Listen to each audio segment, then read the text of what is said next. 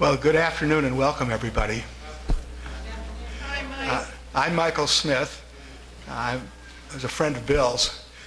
Rosie Schapp, Bill's niece, asked me if I would officiate, which I think means facilitate. So I will do that.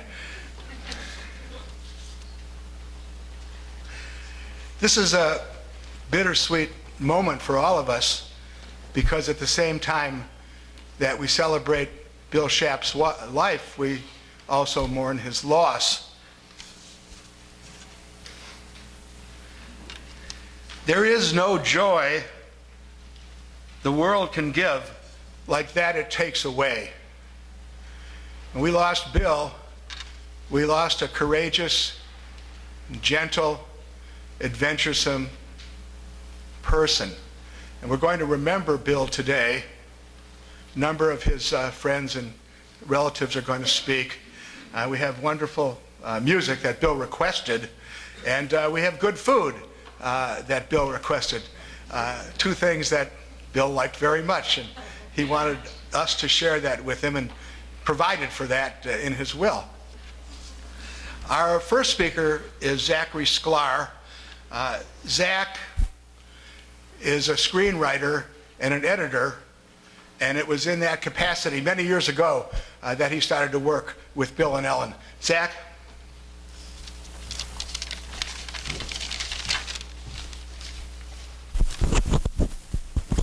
Bill Schapp. What an extraordinary man. How lucky we were to have known him. Brilliant lawyer, radical publisher, editor, writer, wonderful raconteur, world traveler, self-taught naturalist, gourmet chef. He was all this and more. But most important to me, Bill Schapp was a mensch. For those of you who don't speak French, that means he was a person of honor and integrity, noble character, someone who took responsibility and fought for what was good and right, for truth and justice, but not for the American way. Bill was the most competent person I ever met. He always reminded me of the Thin Man, Dashiell Hammett's memorable character played by William Powell in the movie. Unflappable, unfazed, he could handle any situation, no matter how difficult or scary, and always with good humor and an even temper. After he died, Bill's friend Abigail McGrath wrote that she felt safe around Bill, and that resonated with me. Bill always made me feel safe and protected.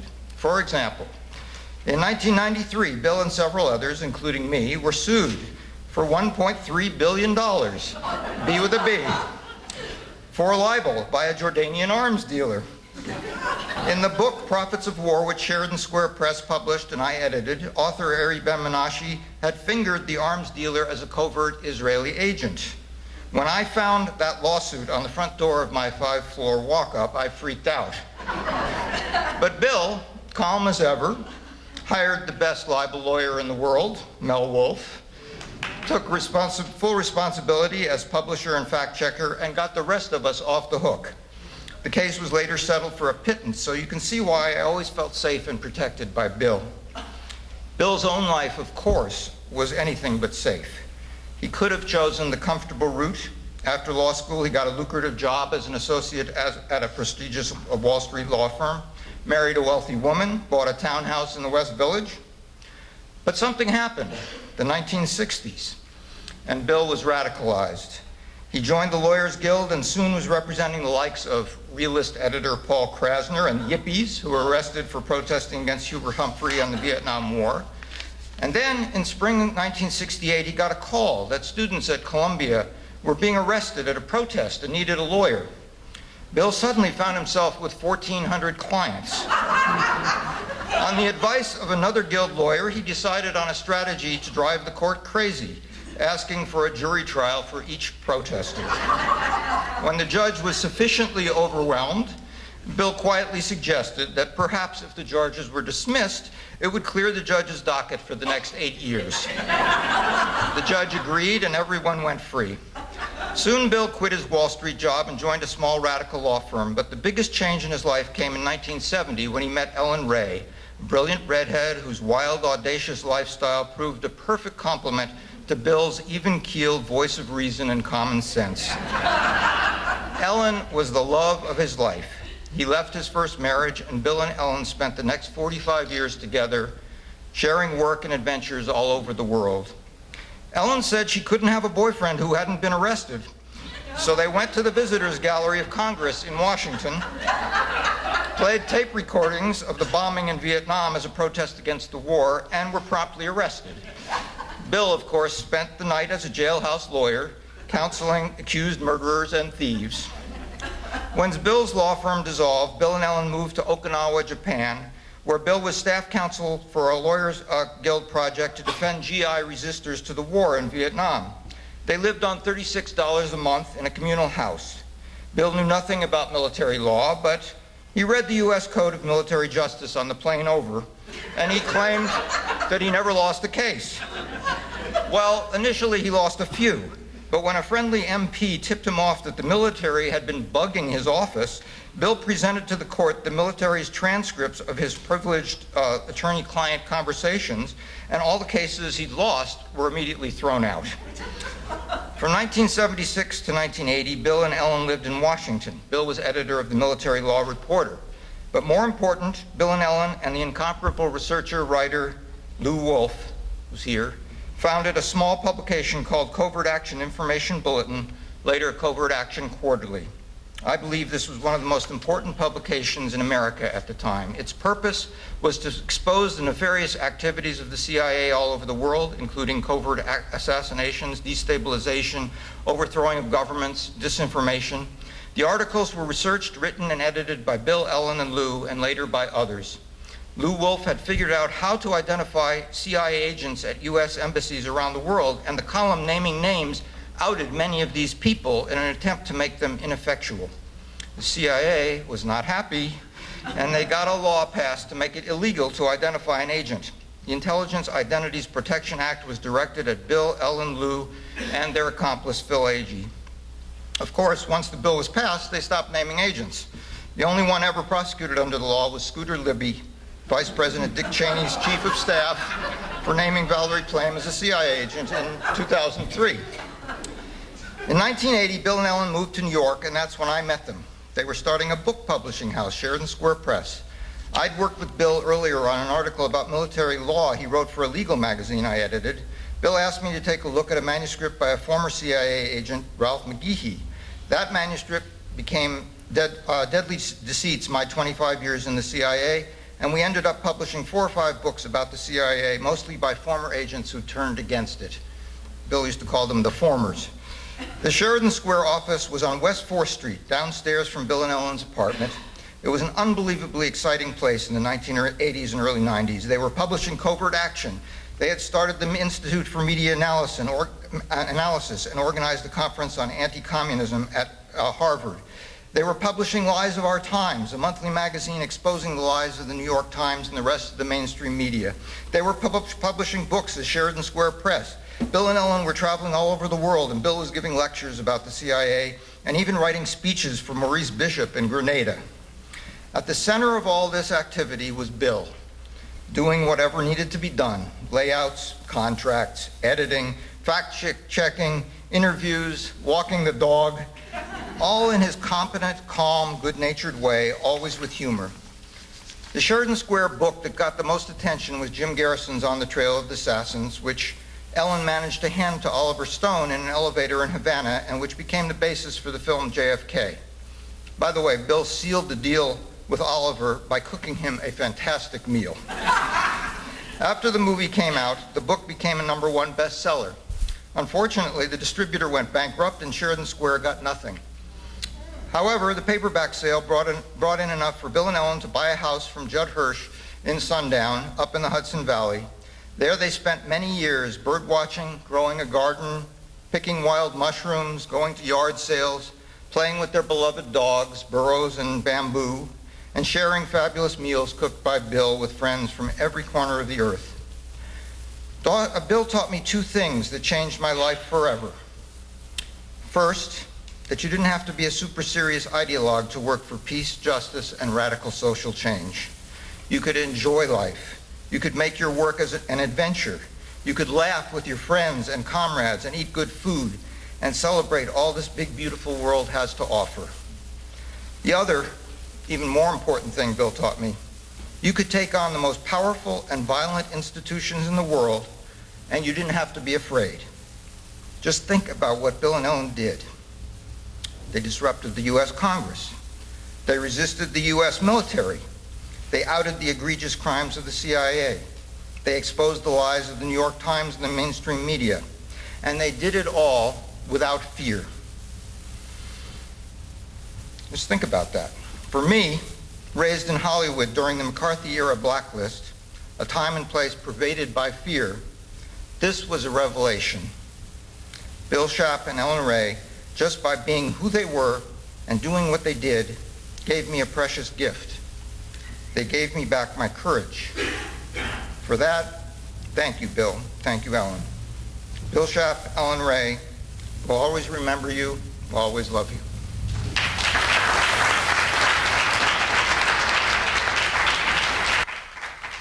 Thank you, Zach. Our next speaker is Bill's, where are you, Rosie? Rosie's niece, Bill's niece, Rosie Schapp. Rosie is a writer. She writes the cocktail column for the New York Times Sunday magazine. She wrote a wonderful memoir, which I recommend to everybody. I just finished it. It's called Drinking with Men. Rosie?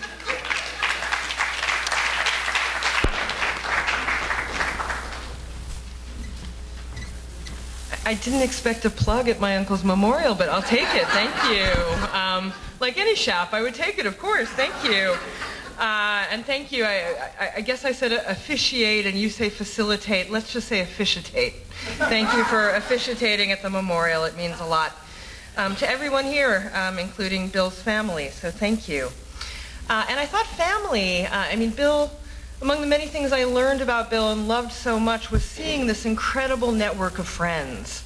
What a great blessing to be so surrounded by so many wonderful, funny, interesting, equally committed people who just loved him and loved Ellen so much. And it has been such a joy for me during a sad time to get to know many of these friends. But I thought I'd speak a little bit about family stuff. And some of you knew my father, Dick Schapp, who died a number of years ago.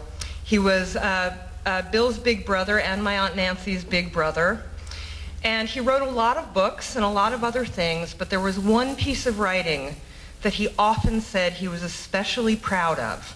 And it was an essay he wrote for Ms. magazine in 1986. They published a few men's issues of Ms. for which they invited male writers to do it up. And my father decided he wanted to write about his relationship with his little brother. And fairly early in the essay, and the essay was called My Brother, Myself, my father wrote, "I am jealous of my brother, jealous of his commitment, jealous of the work he does, jealous of the time he finds to study the English language." I can't say that I was ever jealous of my Uncle Bill, but I was in awe. Growing up, he and Ellen were by far the coolest, most interesting, most well-traveled, most international, most stylish people I'd ever seen. And to be honest, I was a little terrified for much of my life.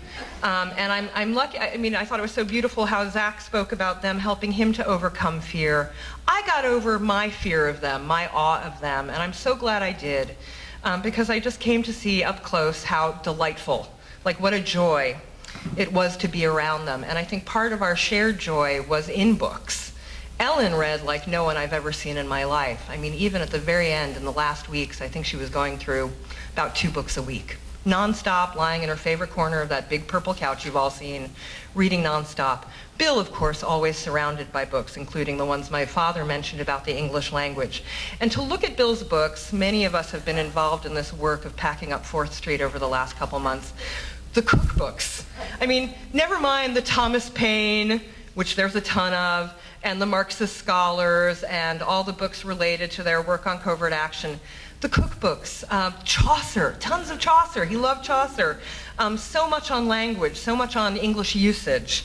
You can learn a lot from people about their cookbook collection. As Zach has already pointed out, I think You know, if you read the obit of Bill in the Times, you'd see how much he accomplished, how fearless he was, how brave, how committed.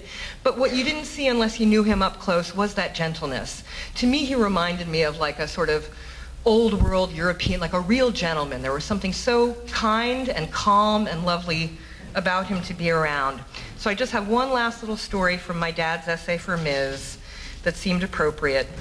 Bill and I share a bizarre sense of humor.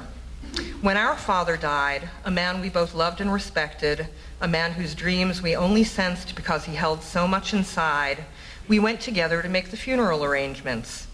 The director of the funeral parlor was Mr. Lazarus, and without a word, without even a glance, every conceivable pun and joke about rising from the dead raced uninvited into my head and my brother's. We kept proper faces until we went outside, and then in the car, we looked at each other and broke into laughter. We like to think that our father would have laughed too, and he would have smiled at the love we felt at that strange moment for each other. And I know all of us feel that love for Bill right now. Thank you very much.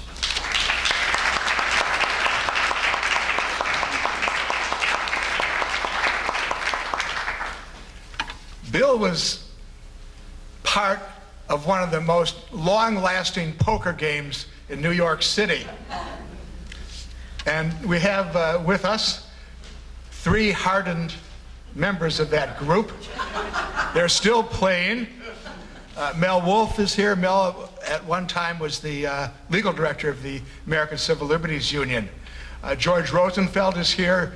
George finished up his career teaching history. And Oscar Chase is here. Oscar at one time was the dean of this institution. He's a professor of law here at NYU, and he helped us get the room. Mel, Oscar, George, come up on the stage.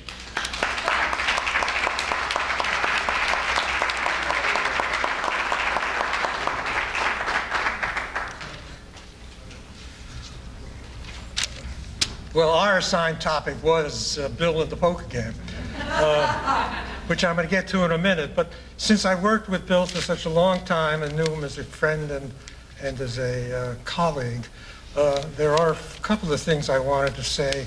Well, there's one thing I want to say that Zach touched on that I'll go into a little bit more detail on, and that's Bill and Ellen. Is that one word, Bill and Ellen? Love to travel around the world. And one of the benefits of my and my wife Dee's friendship with Bill and Ellen is that they took us once to Cuba, where they knew everybody, and Fidel was still around, and it was the anniversary of the revolution, and Fidel was leading this march, and we were sitting on the porch of a very nice hotel watching Cuban people all go by. But perhaps the very highest point of my vacation experiences was a trip that Dee and I took with Bill and Ellen and another couple, friends of Dee's, to Thailand, Cambodia, and Vietnam. And we were there for a couple of weeks, and it was quite extraordinary. And the high point was, you wouldn't believe it, in a nod to Rosie, the bar at the FCC Hotel in Phnom Penh. Have you been there, Rosie? You must make it. It's this wonderful open-air bar. I mean, we did our sightseeing, and we did what you have to do in Phnom Penh, but we spent most of our time at the bar, which was a beautiful site overlooking the Mekong and Tonle Sap River. And it was an open-air bar. It was wonderful. Anyhow, I don't know. Bill will be missed. I will miss him. I have him to thank for an awful lot of interesting legal work, actually. And he has me to thank for turning him in for a short period of time as a bourgeois ACLU lawyer when I hired him to run a military law project in Europe. Anyhow, he was a great guy. I'd love to see all of his friends and family here. And the poker game. That's right, the poker game. Michael and I started the poker game 49 years ago. I think he was started 5 minutes before I joined it. And George and Oscar came in a little bit later. Bill joined the game when he moved up from Washington in 1980, I think. So he's only been in the game for 36 or 7 years.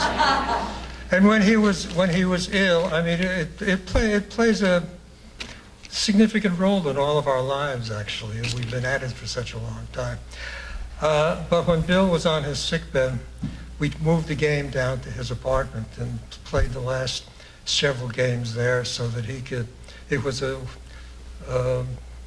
it was a major distraction from his worsening health, actually, and it was nice that we could enjoy his presence at the game for the last several months of his life, and we'll miss him generally, and we'll miss him particularly in the game. Thank you very much.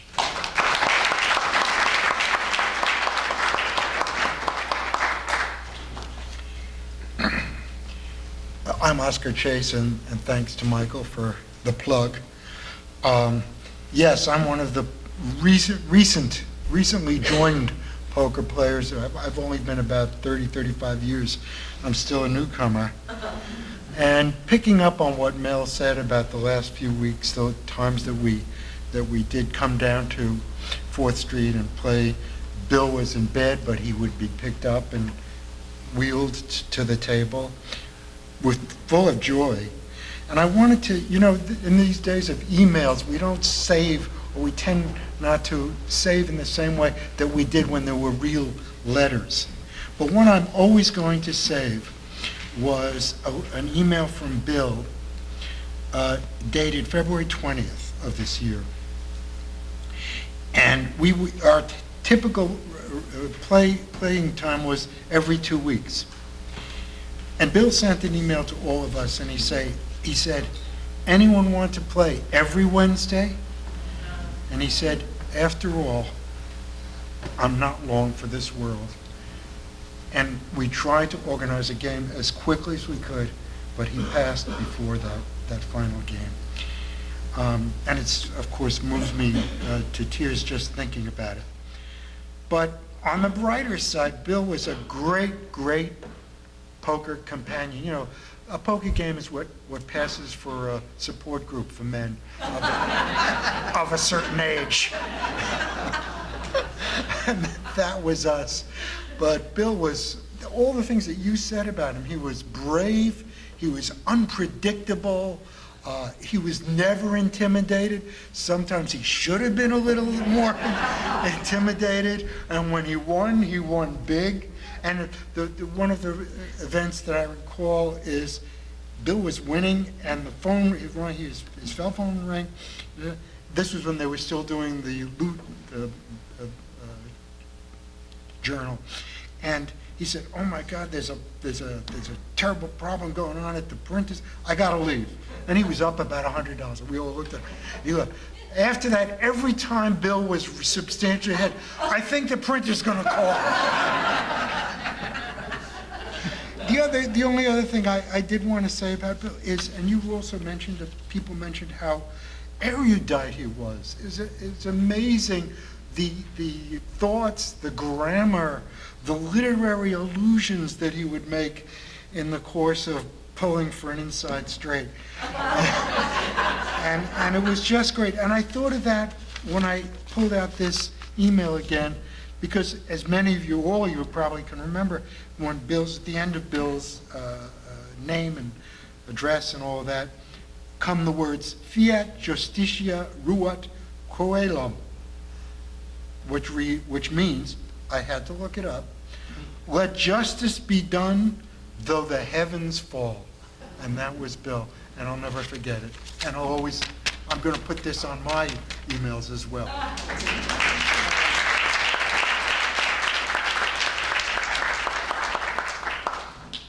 Well, a lot of the things I was going to say have been already said by my fellow poker players, but I would like to tell you something about Bill as he was declining in his health, but wanted to play poker, and the game was up at 92nd Street. So I either volunteered or I was appointed, or both, to be the chauffeur. And I would go to his apartment. His car was outside on the street because he had a disability tag on it and he wouldn't get a ticket. And the wonderful woman who cared for him, Cece, would come down the stairs with him, and then we would get him somehow into the car. And I can tell you what a struggle it was, because it wasn't so much going up the stairs, but even going down the stairs, he would lose his breath. And he was just tragically short of breath. So we'd get in the car, exchange a few pleasantries, and then head uptown. I want to remind you that both my daughter and my wife, who are here, will tell you it's not a great idea to have George as a chauffeur. But Bill never seemed to complain, so I drove him up. We never had an accident. And then we'd get uptown, and he would carefully get out, and Cece would take him upstairs, wheelchair and what have you. And he would go up there, and whether he lost or won, it made absolutely no difference. And then we would, at the end of the game, turn around and take him down. But the entire time I was in the car with him, I would sort of prompt him with these questions. Well, what was it like in Guam? How was it traveling with the wolves in Vietnam? So on and so forth. And then, so it was just a one-way conversation. He would go on and on about these wonderful stories of the life he led, and some of the things that I remember, because I was associated with Bill. I sat on some of his boards, and Nancy worked for him for a number of years, so we really knew the family very well. And knowing Bill and Ellen was just a treasure, and I shall always remember them.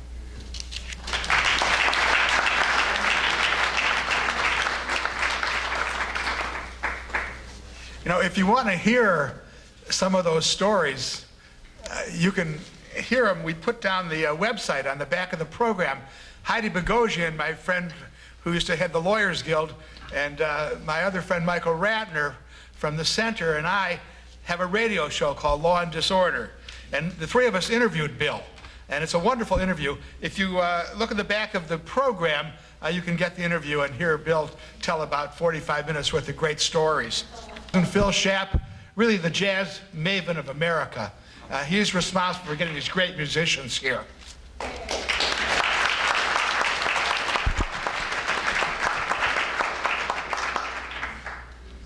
Michael wanted me to make clear that Bill Schaap is the instigator of the music. He wanted us to have a musical party, and I'm here to tell you a little bit about it. And he also wanted me to introduce these musicians. So we're going to give them their time now.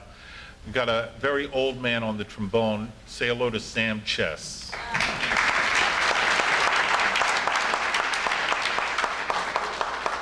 And our drummer, who's right now on the couch, is the great Jackie Williams, who Bill used to hear at Sweet Basil with Doc Cheatham.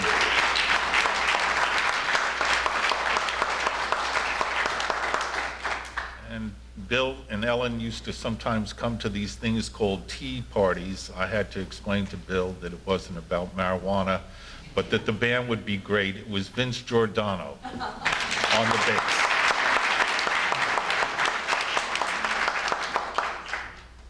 One of the remarkable scholars and as brilliant a trumpet player as you'll ever hear, Randy Sankey.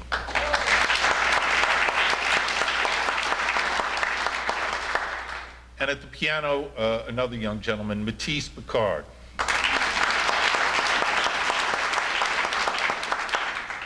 And one of the great New Orleans musicians who came to be incredibly close friend with both Bill and Ellen, Evan Christopher.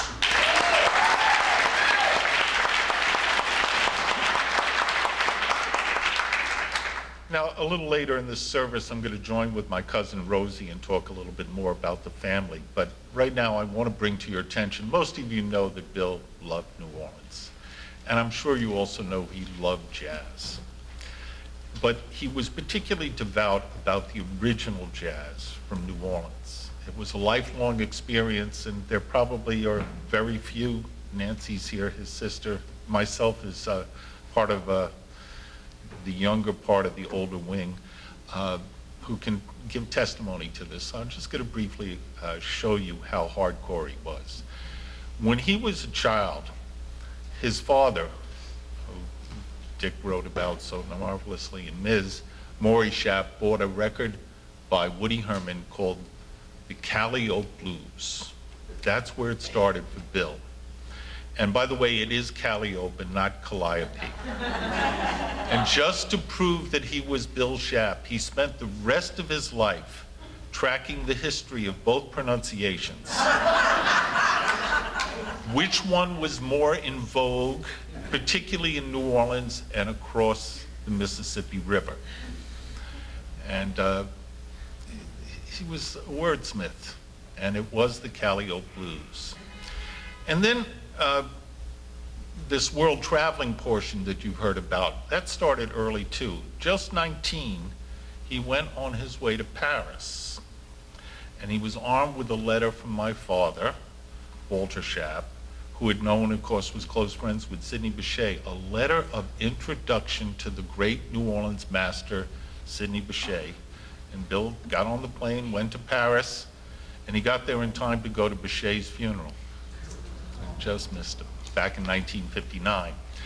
And another part of this tale is that very few of us, I might be the only one who can talk about it, Bill, on a lark, went down and lived very briefly, probably oddly enough in the summertime in 1960 in New Orleans, where, having missed out on Bechet, he befriended some of the jazz pioneers. This is before Preservation Hall.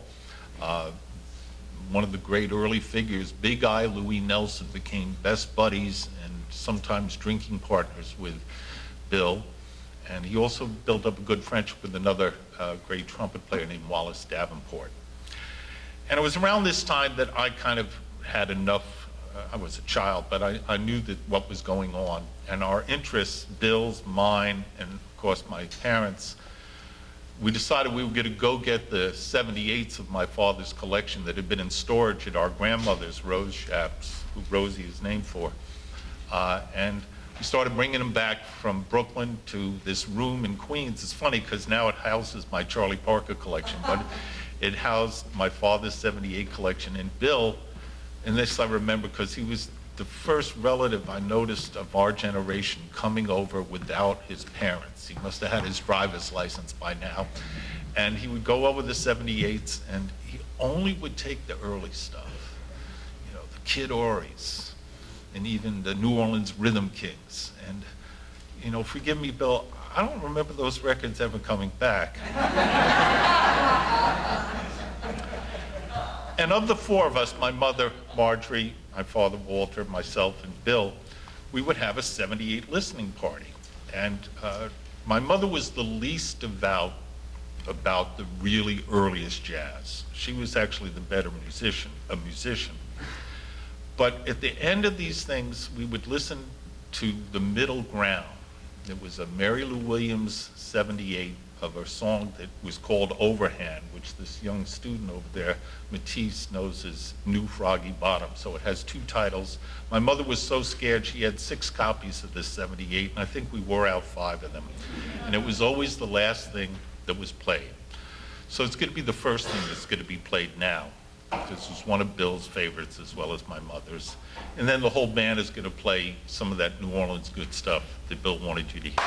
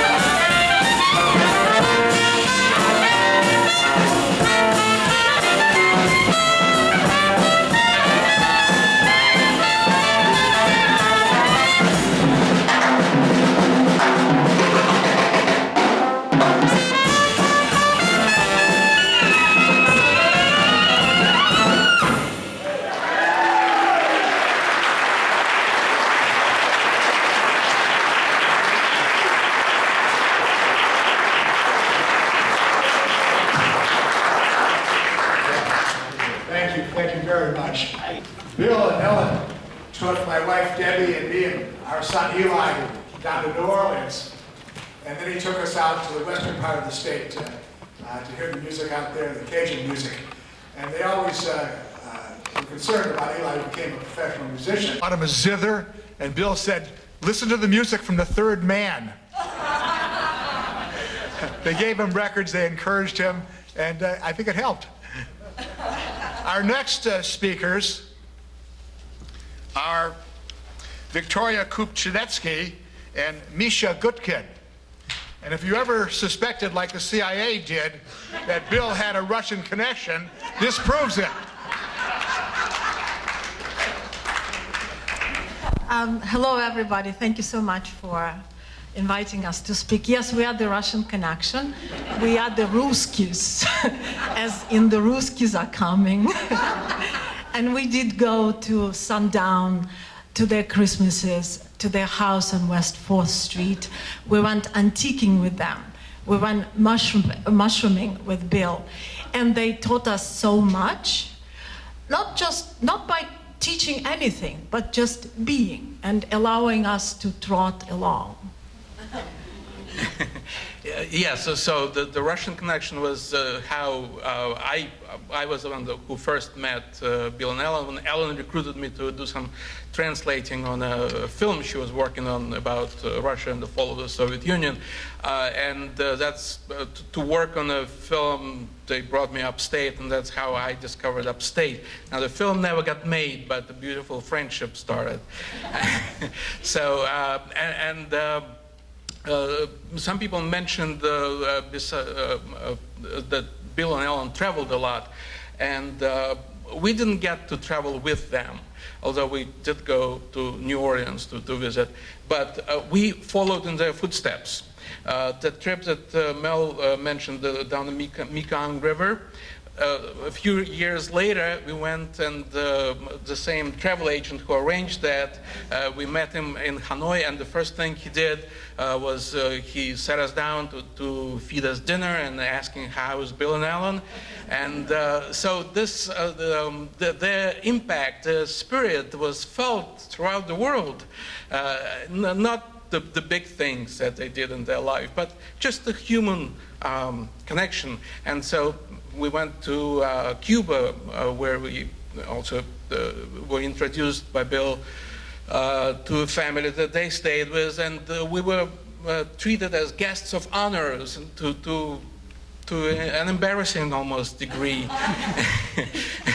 And we went to Grenada, and we met one of the comrades of Morris Bishop, who is now a senator in Grenada, and another friend who is, I believe now, a permanent representative of Grenada at the UN. And everywhere we went, the doors would open because we came from Bill and Ellen.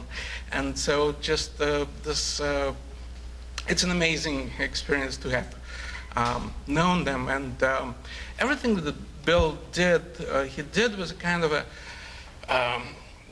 casual generosity that I came to regard as the highest expression of a human spirit.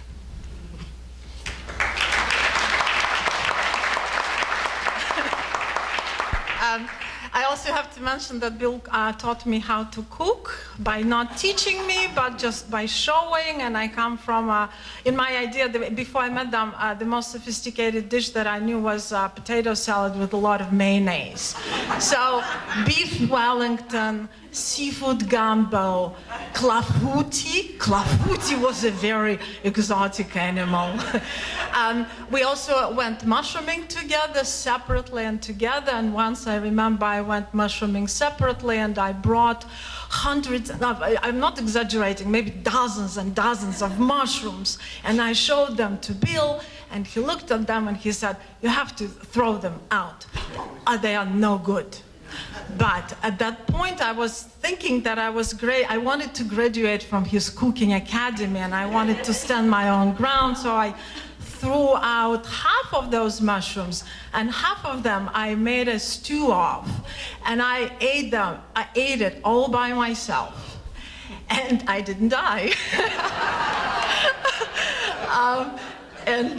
I think Bill respected me for that very much. We learned from them how to be together for many years, how to be excited about each other, how to create something together, and also how to do absolutely nothing together, how to giggle together. We miss them terribly, but we also are very happy, very fulfilled, and very excited about life because of them.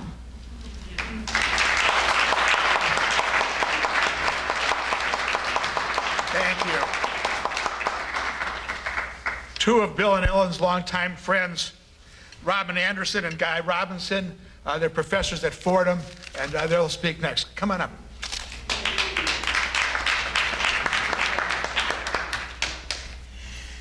Everybody here knows there was nobody quite like Bill Schaap.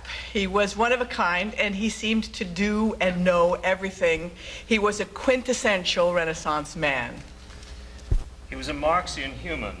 He was a representative of what we could be in a socialist society. You need to do that. Of all the things that we loved about him and have missed terribly already, here are a few.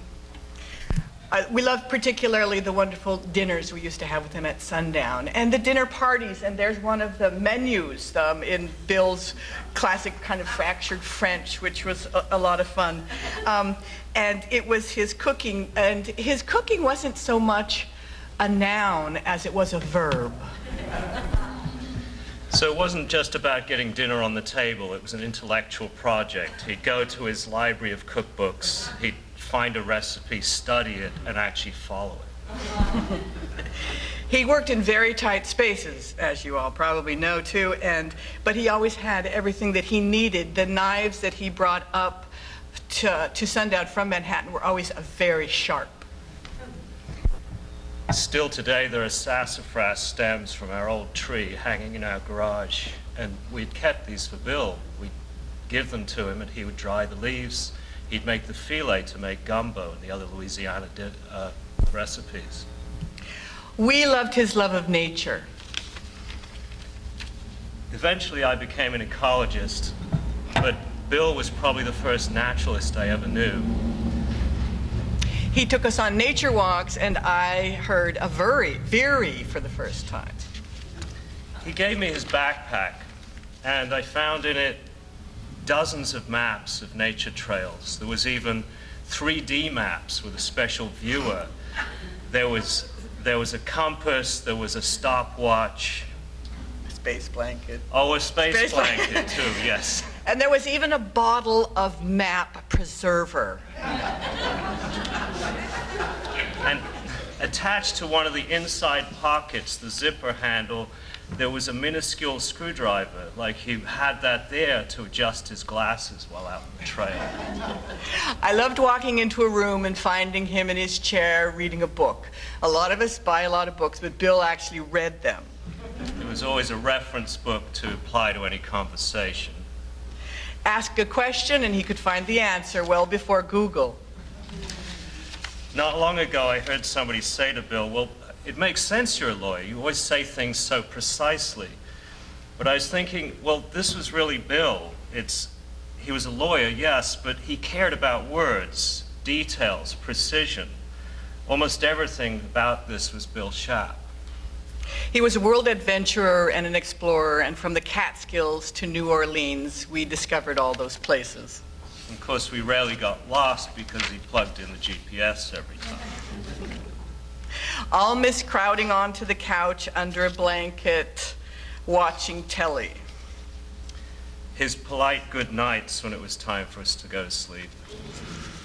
I'll miss him saying things like, Robin, just because you're a university professor doesn't mean we have to listen to you.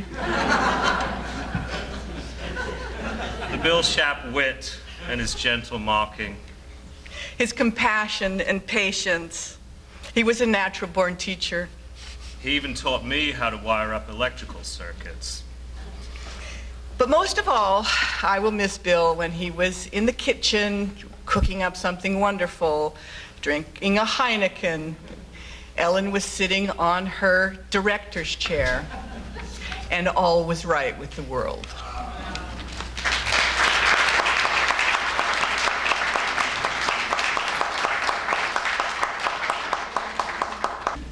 Bill was taken care of by two lovely women from the Philippines towards the end, two very devout religious Christian women. And just as Bill was fading away, one of them started reading the Bible to him. And Bill had the erudition, atheist as he was, to correct them on two of the terms they used in the Bible. Our next speaker before more music is Bill and Ellen's dear friend, constitutional litigator, Margaret Ratner Kunstler. I just wanted to talk very briefly about political development that we had with Bill in 1968. The date that comes to me that all of this started on was April 30th, 1968.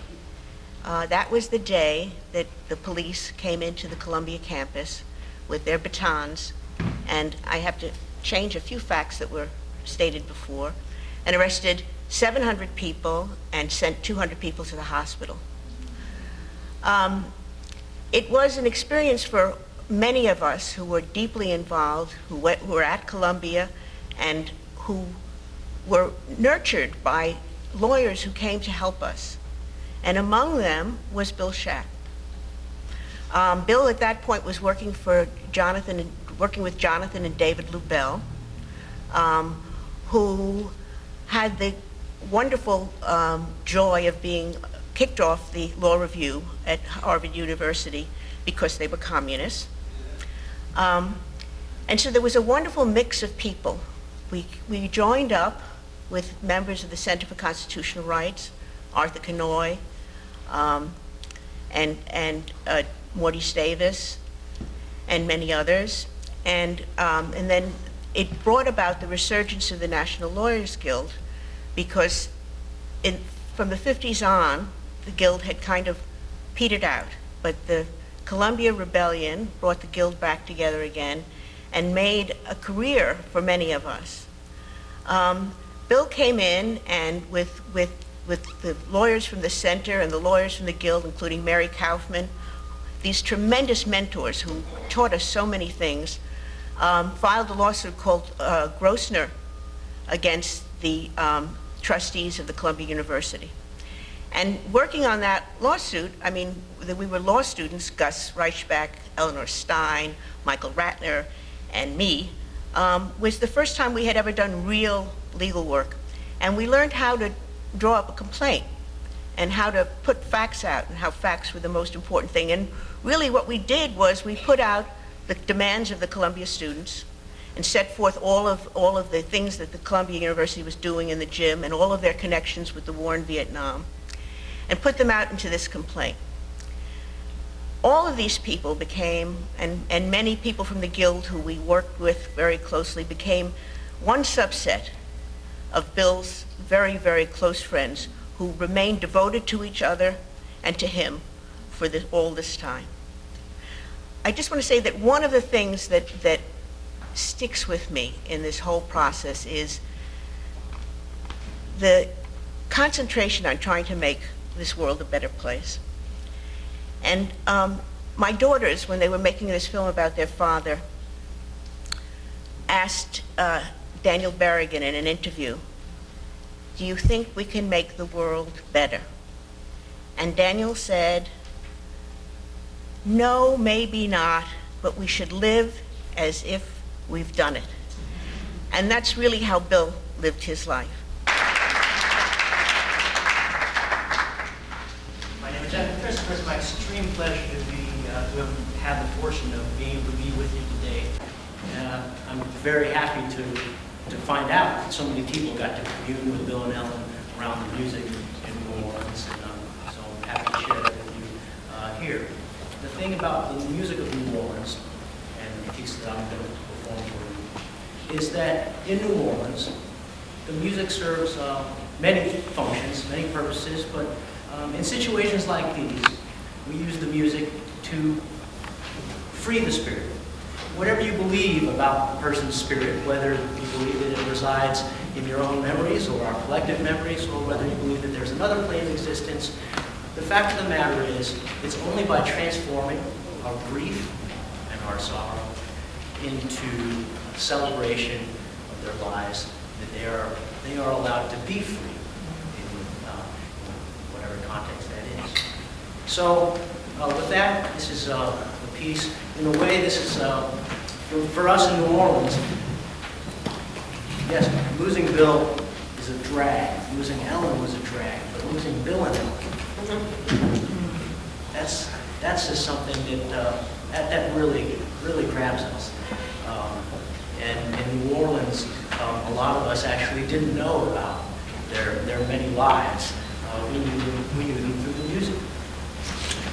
But we did have the chance to break bread with them in New Orleans, and I even got a chance to get them to sundown. I mean, it's been great to learn so much about them, even after the fact. But nonetheless, the piece I'd like to perform for you is a composition of mine called Waltz for All Souls.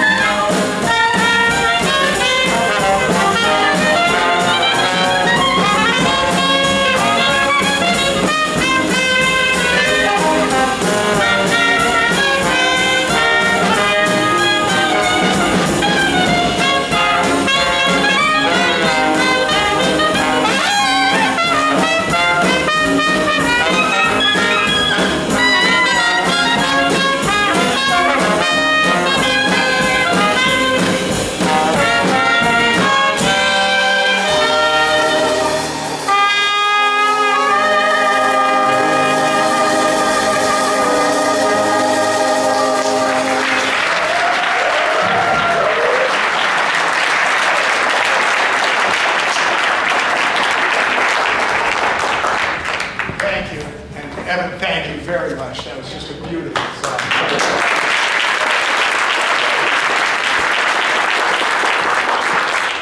Attorney Robert Van Lierop. Bob was Bill's law partner, along with Haywood Burns. Before that, he was the ambassador to Vanuatu, and before that, he was an accomplished filmmaker. Mr. Ambassador.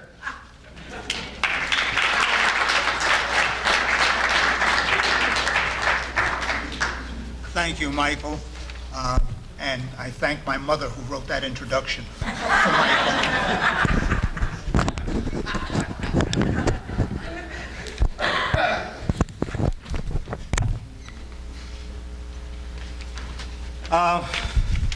Let me begin by sharing with you a greeting from Jonathan Lubell, who is ill himself.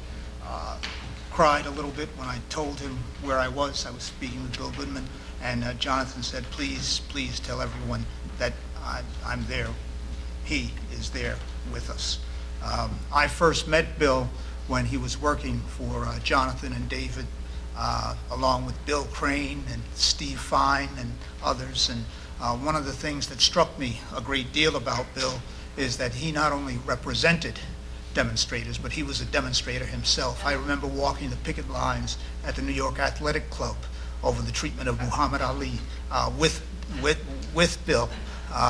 And what a family Bill comes from. What a family. Wow.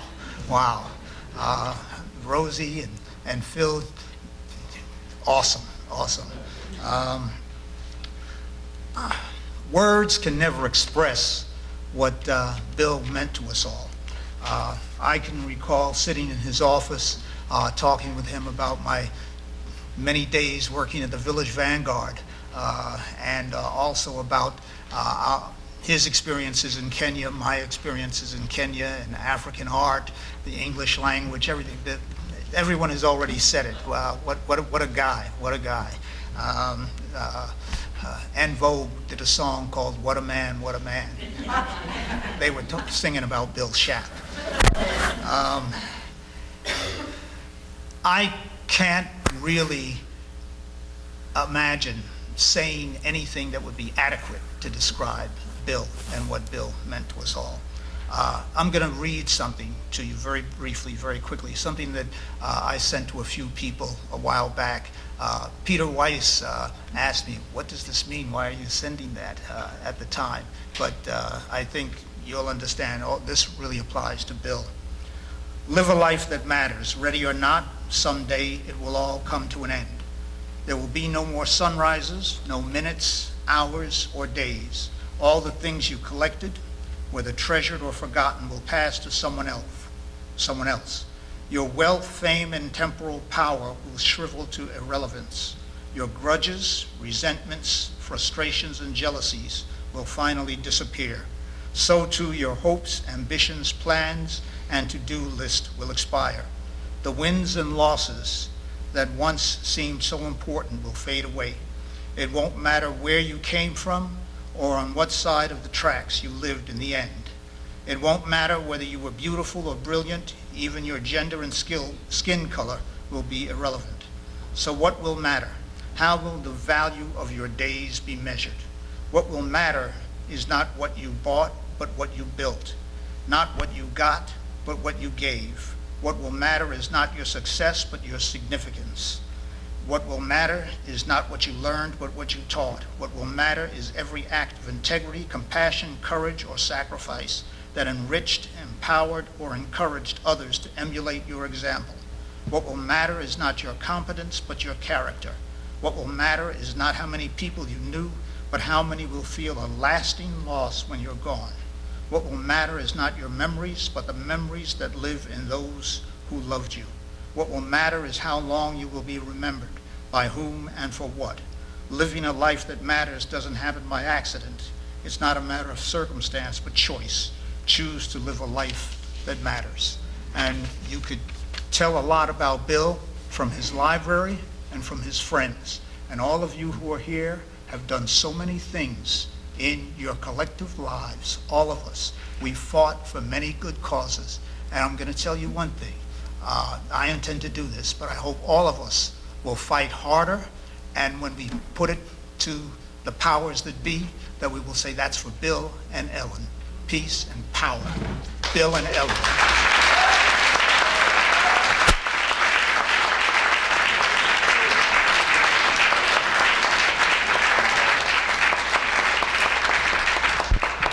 Thank you, Bob. Thank you. Our last speaker, of all Bill's friends, probably knew him the longest. They met in 1961, 55 years ago, when both of them were freshmen at the University of Chicago Law School. I'm going to bring Bill Goodman up. Bill is the former litigation director at the Center for Constitutional Rights, and he's back in Detroit. One of his clients are the people of Flint, Michigan, in the water case.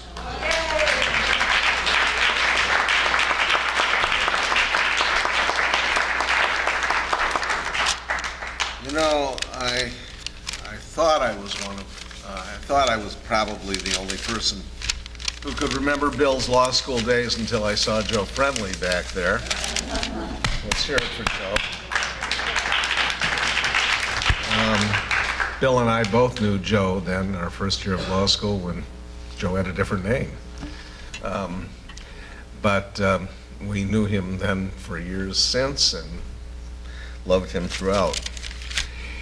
And Bill, when I started law school, I had been an undergraduate student at the University of Chicago as well. When I started law school, I'd met people from New York before. I was a Midwestern kid, but I knew New Yorkers. I knew a little bit about them and that they were a little different than most of the people I knew. But I never met a New Yorker like Bill Schapp until law school.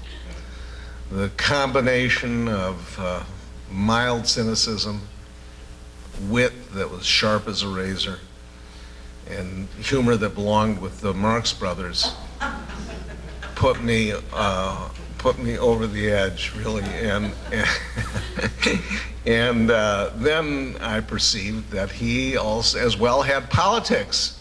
I was struggling with my political identity. I was trying to deal with the rebellion. My father was one of the founders of the National Lawyers Guild, and trying to figure all of that out. But Bill, here he was, a leftist, and all of those other features was kind of, you know, Bugs Bunny on the left or something like that. But Bugs was pretty much of a leftist anyway, I think. So that's how I knew Bill. And then in 1962, there was a sit-in at the University of Chicago. It is alleged that Bernie Sanders was a part of that sit-in. Do you remember anything about that? Do you remember the sit-in? Over segregated, the fact that the University of Chicago owned and operated segregated housing on the south side of Chicago. And there was a sit-in over that. And a number of us tried to get together and figure out how we could support those who had been involved in the sit-in, who were being disciplined. Bill was right up there, involved in all of that. And then law school ended, and I said goodbye to most everybody, and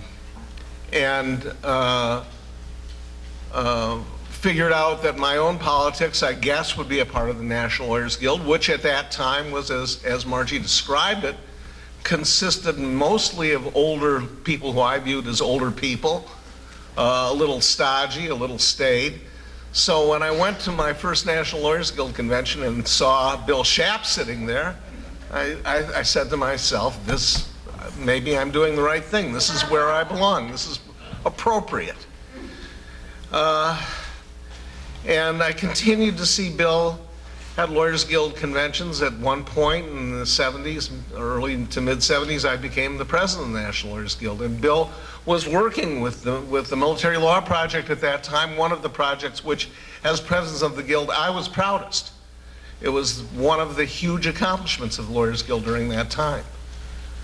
And then we continued to reconnect. I'm a little uncomfortable and awkward being up here not having stayed as close to Bill as so many of you have.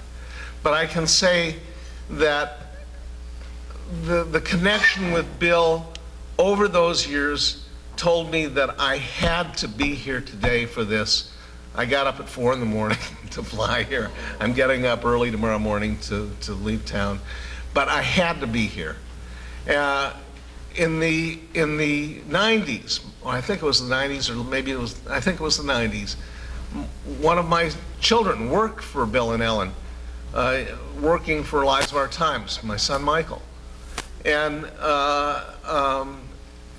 there again was another connection. And then when I moved to New York, which I did in 1998, Bill became my personal lawyer. He advised me on a number of things, partnership agreements, purchase of property, all of those things. He was my lawyer. And so I again connected and reconnected with him and laughed with him and drank with him and enjoyed him. And this was the connection that I had with Bill.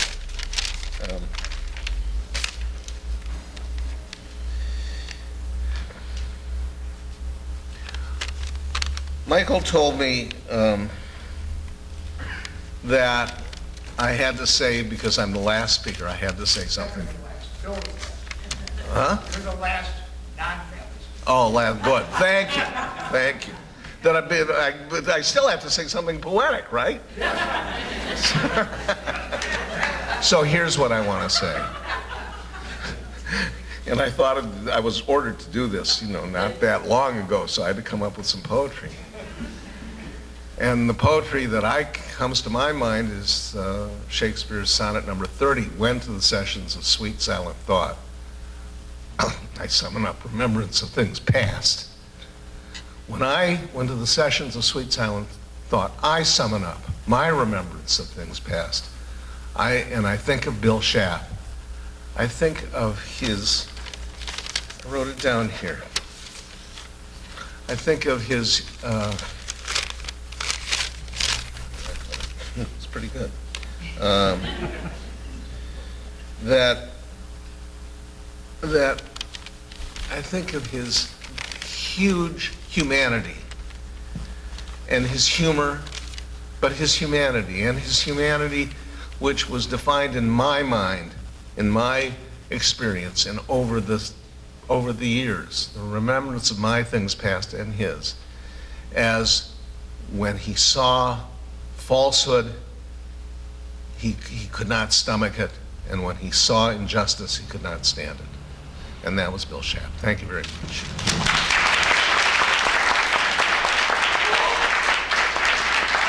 And our last speaker, and I think the senior member of the family now, Phil Schapp. Come up, please, Phil.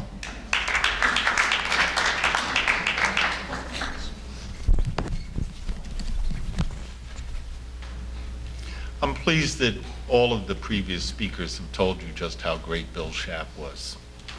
And they've told you why. And even the music has spoken of his greatness. But I'm going to introduce an accolade that he really wasn't aware of even after I told him it was so. But he bore it well and in that very calm manner of his. For he'd become the patriarch of the Schapp family.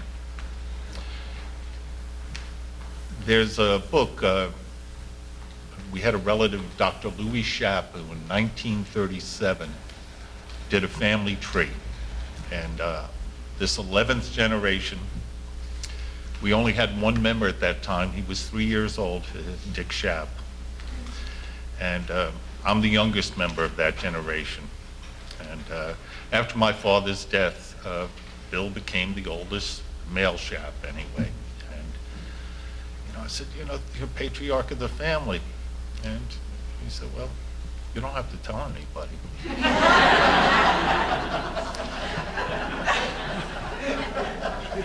But I do want to tell you about it, and I'll even stay in the Netherlands for a moment, because if you go all the way back, and actually Bill should be here because he had this stuff cold, and I know I have a good memory. I don't really have it purely, but there's this famous rabbi, a Schapp in Holland, 6 gabillion years ago. He's a pivotal figure in Judaism, and he, in fact, has something to do with the start of the Reform church, if you will. And I think the musicians will get a kick in it. So this ancient relative. I'm not that old. This is a cat in the 19th and late 18th century. But he worked a little bit with Moses Mendelssohn, who was Felix Mendelssohn's grandfather. So we're tied. And I'll even stay with the faith for a moment, because Bill's mother, Leah, whose maiden name was Lerner, on that side of the family, one of the Embers is one of the composers of Hatikva, for heaven's sake, which is Israel's national anthem. You know, I think the rabbi part Ellen was cool with. She did not like the Israeli national anthem component. We are well grounded in the chosen people, the Shapps. And I'm going to have to take us across the pond. And of course, you know, oddly enough, I guess I am the senior, the patriarch. I'm not the oldest member, but I'm the last standing male of my generation. And but when we came over here, Michael Schaap was the big man in the family, and he was a lawyer, and he was a progressive, and he's the first statement towards where Bill's life is heading. He worked with Teddy Roosevelt on issues of prejudice, and he worked very hard. We have a whole series of letters between the two gentlemen. And when Teddy Roosevelt, I know this is going to sound kind of odd, I'm also part history professor, the Republicans used to be the good guys. And Teddy Roosevelt broke with the Republican Party, and he became a bull mooser. Bill's great uncle Mike is the only person to run on the bull moose ticket and win. He was elected to the New York State House of Representatives, and then found better things to do. So he was the big man in the family. And then, of course, Bill's older brother, Dick Schaap, becomes this titan. Of course, in between, you know, I do have my father, who at 19 went to France, and in French wrote a volume of the Encyclopedia of the French Revolution for the French government, while translating all the early jazz literature. That's how he hooked up with Sidney Bechet so many years ago. So that's pretty impressive. And of course, even though this is Bill Schaap's memorial service, we do know about Dick Schaap. He was certainly a superstar. But, you know, we had sports before we had Dick Schaap. And you may not know this, but you know, bringing in all sides of the family, Rosie is named for her great-grandmother, my paternal grandmother, Bill's grandmother, and she was a Morris. There were 5 Morris sisters. They're all 19th century women. They're all college graduates. It's probably a record. I don't know who keeps statistics of this.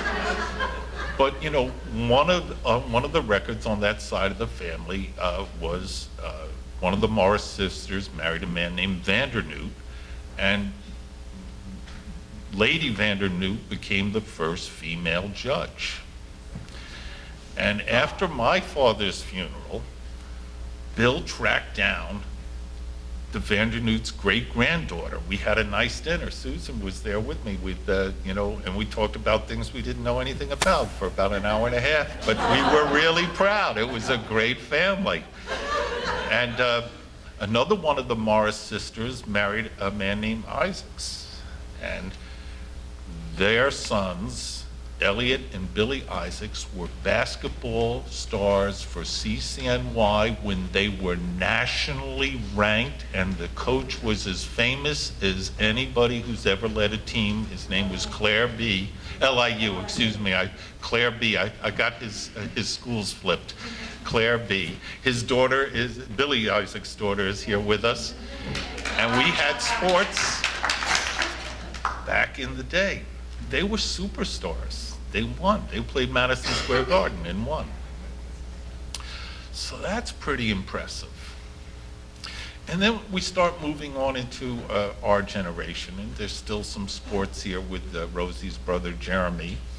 Of course, I'm the black sheep of the family. Schaap means sheep, by the way, in Dutch.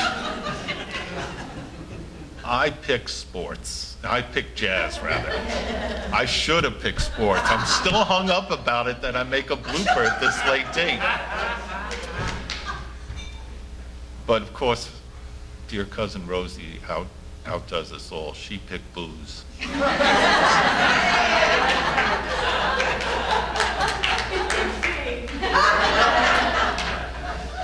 So my point here is that the Schaap family is a very impressive family.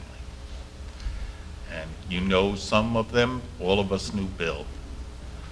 And in my evaluation, and I've felt this way since the 1950s, the real belle of the ball when it comes to the Schapps was Bill Schaap.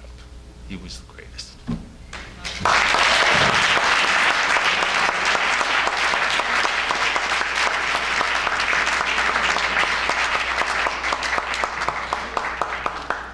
Thank you, Phil. Before I invite you to get a glass of wine and something to eat, I just wanted to close with the way I opened, and that's by saying, there is no joy the world can give like what it takes away. Goodbye, Bill.